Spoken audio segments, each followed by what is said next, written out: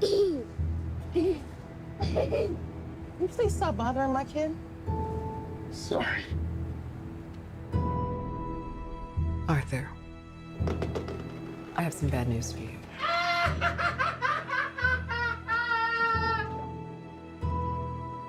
This is the last time we'll be meeting. You don't listen, do you? You just ask the same questions every week. How's your job? Are you having any negative thoughts? All I have are negative thoughts. And finally, in a world where everyone thinks they can do my job, check out this guy. When I was a little boy and told people I was going to be a comedian, everyone laughed at me. Well, no one's laughing now. You can say that again, pal.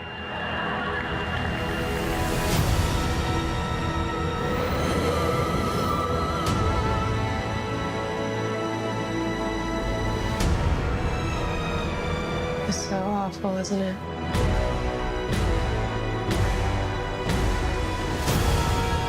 For my whole life, I didn't know if I even really existed. But I do. And people are starting to notice. Think this is funny? Is this a joke to you?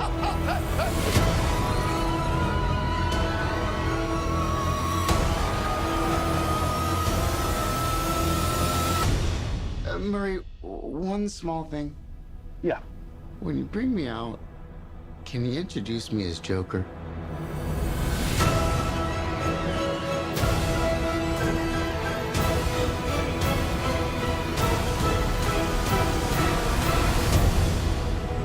Hey everybody, it's Charlie. We got a brand new Joker trailer to break down. The movie's coming out next month, so we only have to wait a couple more weeks to actually watch it, and it's getting crazy awards consideration. Seriously, everybody has been 180ing on this film the last couple of trailers that we've got.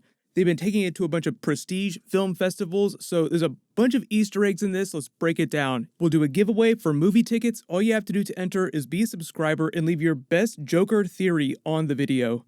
The trailer is pretty open about the movie's themes, positioning the Joker as the protagonist and Thomas Wayne as his self-ascribed antagonist. Even though there are a lot of other people that you could point to during the trailer in his life that treat him really bad that you could also call antagonists.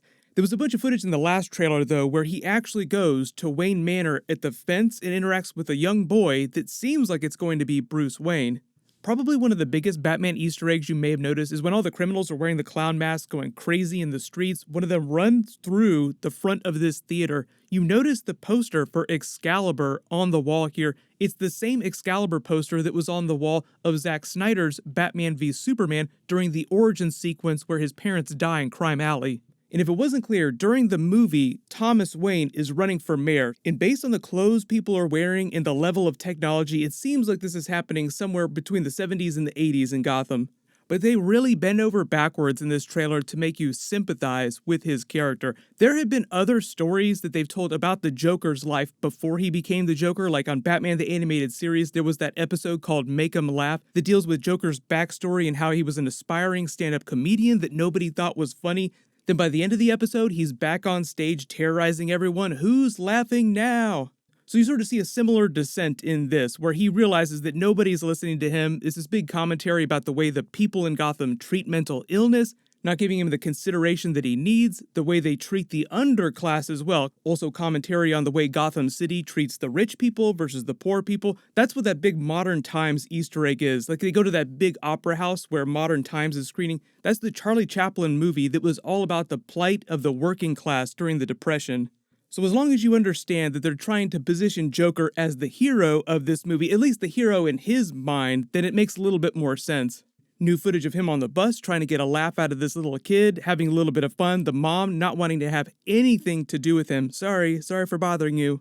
We gotta talk about his Joker laugh. He did say that it took a long time to actually find that. He said, I just tried a whole bunch of different things and workshopped it. So you just have to picture Joaquin Phoenix in his free time while they were making this movie, walking around at his house, just trying out different crazy laughs. It was the same thing for Mark Hamill coming up with his iconic Joker laugh. So I think Mark Hamill's is still probably my favorite Joker laugh. The one that Joaquin Phoenix is doing is a little bit different, but it does feel very similar to Mark Hamill's Joker laugh. They do a little better job of cutting him, getting his ass beat on the street just by common criminal kids just trying to terrorize him while he's talking to his therapist. You don't listen to me. You just tell me the exact same thing every time I come in here. You have no idea what's going on with me. All of my thoughts are terrible thoughts. There isn't quite as much footage of his home life, but he's been taking care of his mother, who's played by Frances Conroy. There was a whole bunch of footage of her in the last trailer, but you see him in the hospital watching himself on Robert De Niro's television show. And I love that king of comedy turn. Obviously, a lot of what's going on with the Robert De Niro part of the movie is very king of comedy, with Robert De Niro playing the Jerry Lewis role from that movie as the host of that comedy show, completely dissing the Joker's character, which is basically the same thing that happened during King of Comedy when Robert De Niro's character, who was kind of the Joker of that movie, tried to make it big on his show. The difference with the Joker movie in adapting that kind of story is that it tries to get you to sympathize with him way more than the King of Comedy tries to get you to sympathize with Robert De Niro's version of that Joker-type character. There's a whole bunch of brand new footage of them in this big subway sequence where you see the cops chasing him, you see the clown masks down here. This is all after he's enacted his grand plan to get people to quote-unquote realize what's going on. It's not totally clear whether or not he goes on Robert De Niro's television show as the Joker earlier in the film, then that's what inspires all these other people to start wearing Joker masks and committing all these crimes. Because all the scenes of this crazy chaos and the cops trying to chase him down seems like it's happening a little bit later in the film.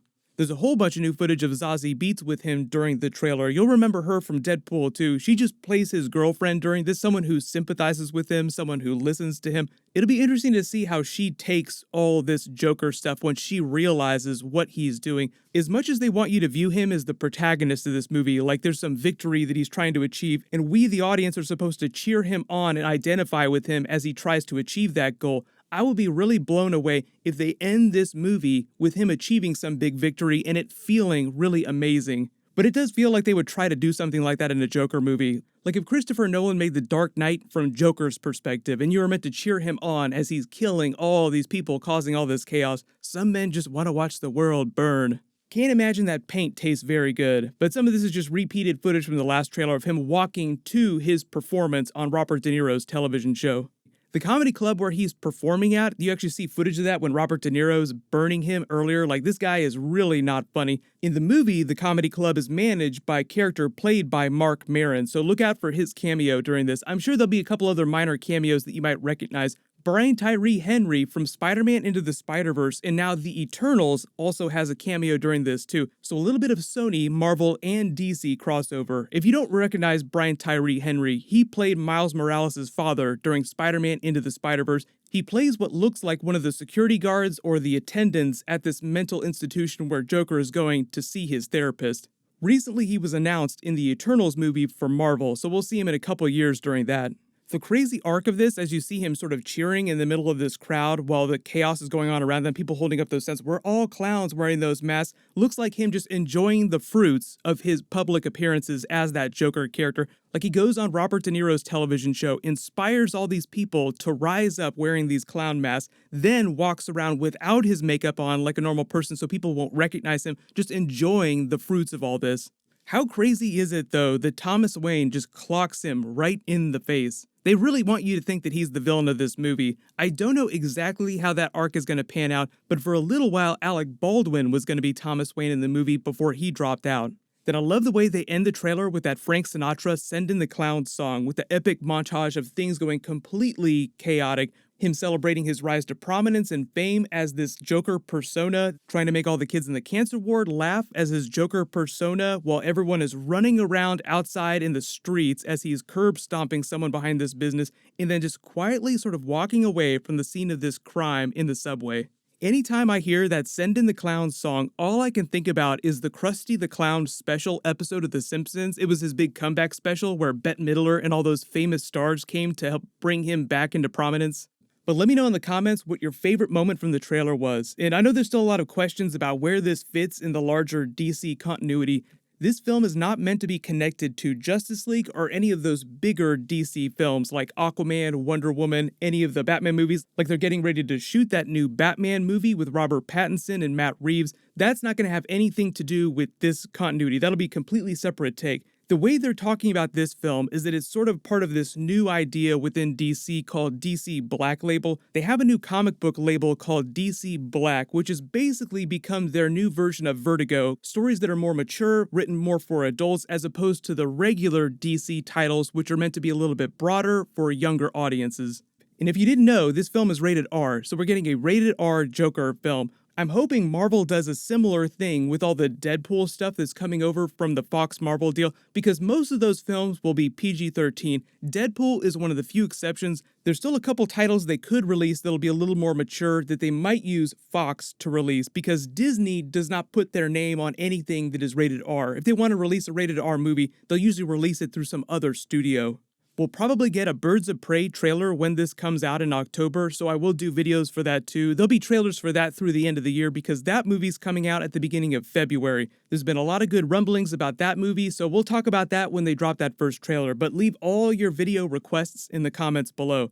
Congratulations, Shinonobi, you're the giveaway winner from my last big DC video. Please email me on the About page of my channel so I can get your details. Everybody click here to learn what's going on with the Spider-Man character at Marvel and Sony, and click here for that big Marvel Phase 4 teaser from this past weekend.